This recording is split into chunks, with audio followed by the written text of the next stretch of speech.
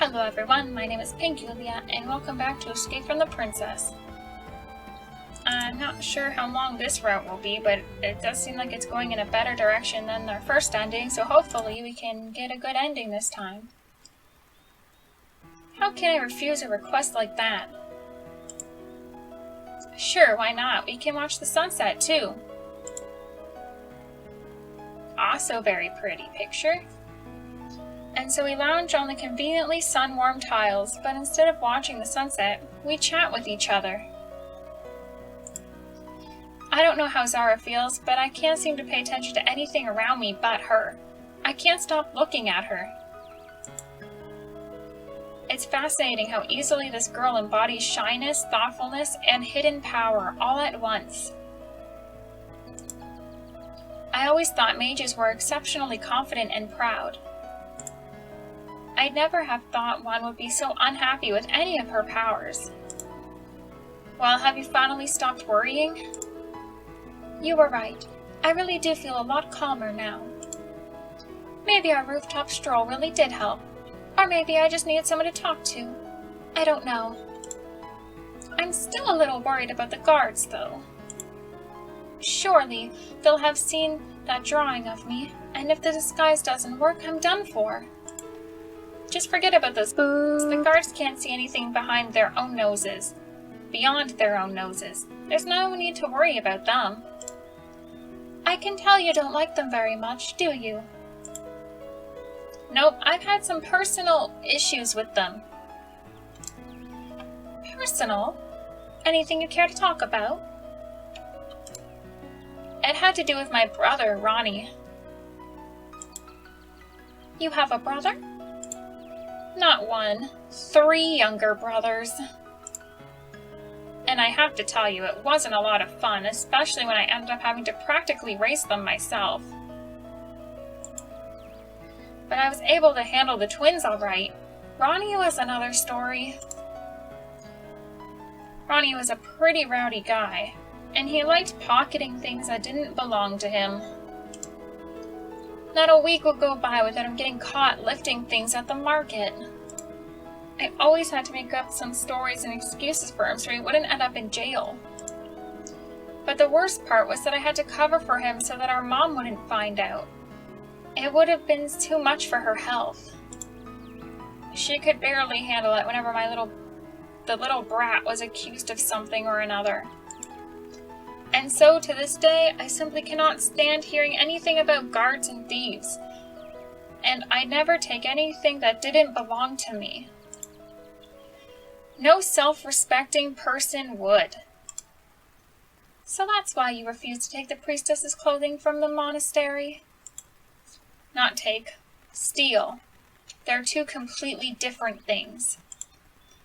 Anyhow, anyone would refuse to do such a thing, not just me. My thieving brother has nothing to do with it. Yes, you're right. I'm sorry I asked about it. It's okay, there's no need to apologize. I still think that it'd be fun having a big family rather than being an only child. At least you'd always have someone to talk to who understands you. Etiquette and tradition was always more important in my family. And I was only considered good if I followed it. And if I did something wrong, no one ever asked why. I was just punished.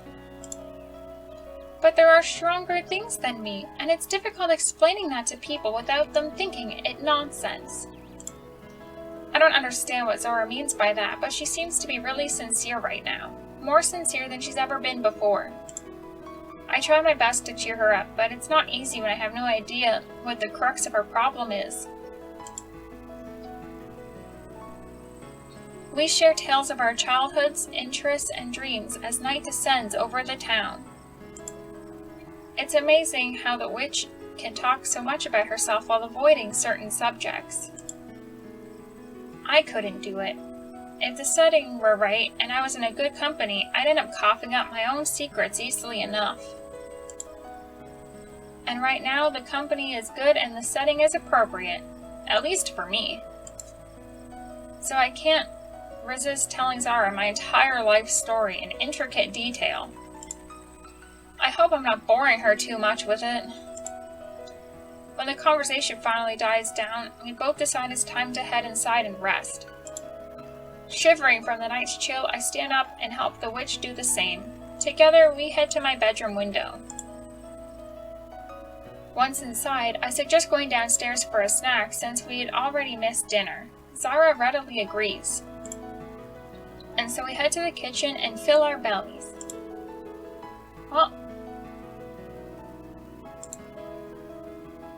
But we're both tired and not thinking clearly. So, we table the discussion for tomorrow and have a few days before the escape anyway. Since we've already been through the story, I'm just skipping any dialogue that I notice we can skip, so if it seems messy, that's why. It's long past midnight when we finally go to sleep. Skip. News from the performance troupe is taking a little longer than expected. It seems they're in no hurry to leave town, and Zara spends most of her time staring out the window.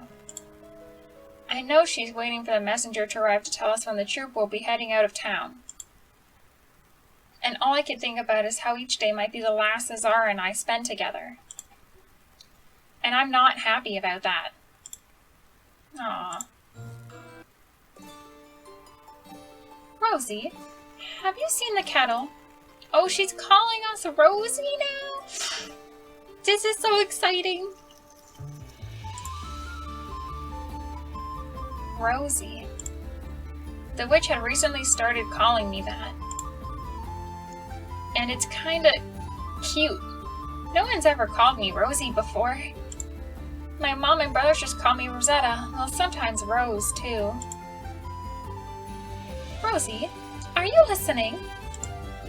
Zara waves her hand in front of my face. I think that's supposed to say hand. But for once, I didn't mess up. They messed up. Were you asking something? The kettle. I can't find it. Ah, I put it near the water bucket. Oh, I see. Thanks. Zara immediately grabs the kettle, fills it with water, and places it on the stove. I begin helping the witch set the table, but it looks worse than it ever has. And when I drop a piece of cheese for the second time and spill hot tea on myself, Zara looks at me suspiciously. Well, I've seen that before. The witch opens her mouth to say something, but it's interrupted by a knock at the door. Zara instantly flies up the stairs and hides in the bedroom. I wait until her footsteps have faded, then I open the door. Aw, he's cute. Standing on the threshold is the little kid I talked to in the square who was traveling with the performers. Realizing that he's bringing news about their departure, I grow even more dejected. Good morning, pink-haired lady. Our Baron has instructed me to personally hand this very important paper to you. Although I'm none too happy to see a little ambassador from the camp, his overly formal tone amuses me. The kid is obviously trying to appear older than he is, and it makes me smile. He is so cute! What a cutie pie! Good morning to you too, kind sir. Sir, upon hearing this, he smiles like a brewer's horse and begins digging around in his dirty pant pocket. Finding what he'd been looking for, he hands me a filthy piece of paper scrawled with messy handwriting of a man who's not used to writing letters. The departure will be tomorrow at dawn in the northern gate. Try to be on time. We shan't wait for you. Tomorrow? So soon? Reading this, my heart drops. I was hoping the witch and I would have a little more time together. P.S. If anything happens, we do not know you. Cuff, did he really need to add that? I'm the one who approached him about this, and I didn't tell him anything about myself or the witch I'm bringing with me. Besides, that's all he needs to tell the guards. There's no reason to make anything up. Okay, I need to tell Zara about the dawn departure and that we'll need to be up early. But she's going to oversleep anyway, won't she? I plop a small coin into the kid's outstretched hand and, without waiting for his thanks, close the door. Okay, Rosetta, think positive. The witch is going to tell you where the medallion is hidden, and when you finally become a witch, just as you always wanted. A real, not Oh, a real and lonely writ. I don't know why. I can't read. I literally cannot read. Boop. This isn't good. I need to get a grip on myself. Hearing the stairs creak, I turn around and find myself face to face with Zara. News from the troop, am I right? Seeing the note in my hand, she quickly snatches it away and skims it over. Oh, I thought this day would never come. To my surprise, there's barely any joy in the witch's voice. Unable to resist, I ask her about it. Aren't you glad? Don't you want to escape? Of course I do. It's just... Zara sighs. I'm still not sure I'm doing the right thing, and besides, things have changed. Things have changed? What do you mean? It's nothing. Have you eaten breakfast? Can you help me hem the dancer's skirt? I just know I'll end up stepping on it, and end up half naked in front of the entire performance troupe and guards. You're good at changing subjects, and if I recall correctly, walking around naked in front of strangers has never bothered you before. I've learned how to change subjects from the master, you. So, will you help me? Zara smiles, and I realize that despite always being lazy, I can't bring myself to refuse helping her. Of course. Great, let's go. Zara dashes up the stairs, and I tuck the note in my pocket and follow. Once I'm in the bedroom, Zara starts searching for the needle and thread. But all she can find is a dull needle and a spool of thread that doesn't match the color of fabric we're working on. The witch grimaces. I warned you that I'm no seamstress. I see. And anyway, keeping sharp needles at home is pretty dangerous. Why is that? They're sharp. You can barely see them, and if you sit on them, just how the hell are you supposed to get them out? It's hard getting a needle out of your own, and it'd be really embarrassing visiting a doctor for such a reason. Zara laughs and amusingly wrinkles her nose, then replies with a serious look. I can hardly imagine how seamstresses live their entire lives surrounded by needles, pins, and scissors. Hey, I'm serious. You underestimate these infernal devices. Sometimes I'm fascinated by your vivid imagination. It's amazing what you come up with just to justify something you're not even being blamed for. Perhaps it's a reflex. As a child, I always had to come up with different stories so I wouldn't get punished for what my brothers did. But keep in mind, needles can be really dangerous. Well, thanks for the warning. I'll be very careful. Good, you'd be surprised how many ordinary things are actually very dangerous. You know, you've really surprised me. It's just that the more I get to know you, the more interesting you seem to be. Oh. Wait, let me finish. When we first met, I saw you as a much different person. You so cleverly and passionately lied to the guards, and viewed my clothing in such envy. But... And you said you desired magical abilities, but didn't explain why you wanted them. At first, I simply believed that you only wished to stand out from the crowd, and it didn't matter to you how you did that, whether it be through clothing or magic. You really thought that about me? But then, I realized how wrong I was. You willingly helped me without knowing what kind of a person I am. You supported me and have always been so sincere.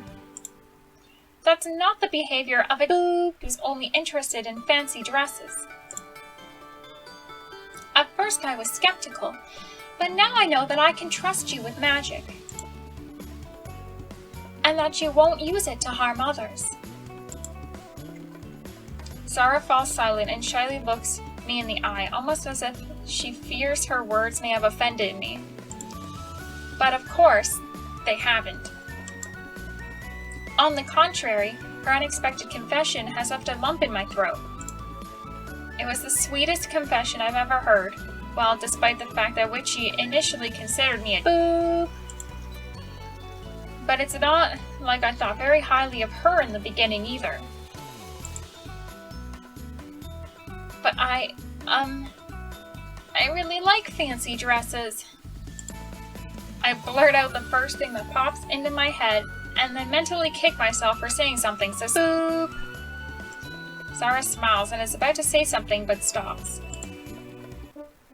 The town's herald horn sounds from the street and Zara drops everything and runs to the window. I quickly follow behind. Oh, it's gonna be the curfew and stuff. Once again, I'm only thinking of myself. Yet you're in danger now, and if I go back to the palace, they won't punish you for helping me. Don't even think about it. Don't even say such nonsense. I promise to help you, and that's exactly what I'm going to do. Whatever happens to me is none of your concern. Zara sadly lowers her head. You are so kind. And you don't even know if I'm worthy of such kindness. That's silly. Everyone deserves kindness. And you, most of all. Well, that's enough of feeling down. Everything will be okay. Do you trust me? Yes, I do. Well, that's great. Well, should we continue preparing for the escape? Zara smiles and nods. Now, where's that thread? Come on, I'll try to fix this. I helped Zara more or less neatly hem her skirt, which was actually pretty long. Then I fixed my own outfit, which isn't quite my size either. Trying on the dancer's outfit again, I'm convinced it looks fairly decent on me. Zara doesn't even bother putting on hers. Despite the fact that Zara tries to appear calm, she's still noticeably worried about the situation. And I can fully understand that. I'm also worried about tomorrow's escape. I need to escort Witch outside of town after all. And it'll be dangerous. If our plan fails, then I'll be seized along with Zara. And then all of my adventures will end in jail, or even worse. But I don't care about that. The thought of never seeing this perverted witch again bothers me even more than the possibility of going to jail. It isn't until late at night that I'm finally able to shake the feeling of injustice. I've only just found a true friend, now she has to leave me. How is that fair? Besides, Zara's attitude proves that I'm not alone in these feelings. And it hurts even more. No wonder I'm going to bout such a heaviness in my soul. Alright, skipping. Oh, I just hope the witch is okay. She was so distressed today. It probably wouldn't hurt if I tried to support her in some way. I mean, I do have enough confidence for 2 people. Having made up my mind, I'd quietly get out of bed and toss on some clothes. But before, we just left her and went back to sleep. I hope it's not too cool out on the roof, or we might catch a cold. And it looked pretty silly trying to play spy games while hacking and choking on snot. Softly, as if not to startle the witch with my sudden appearance, I climb onto the roof. And immediately see Zara sitting near the edge, gazing thoughtfully into the distance. I love the sky. Wow, that's really nice. Pretty! This is so nice. A cool night breeze blows through her dark hair as if playing with it. But she doesn't seem to care. Witchy is clearly lost in thought and doesn't seem to notice anything around her. She looks so lonely and vulnerable now. I feel the ardent desire to charm away her brooding sorrows. Hey, Zara? I quietly call out to her, and the witch shivers, almost as if she'd been drawn out of a dream world.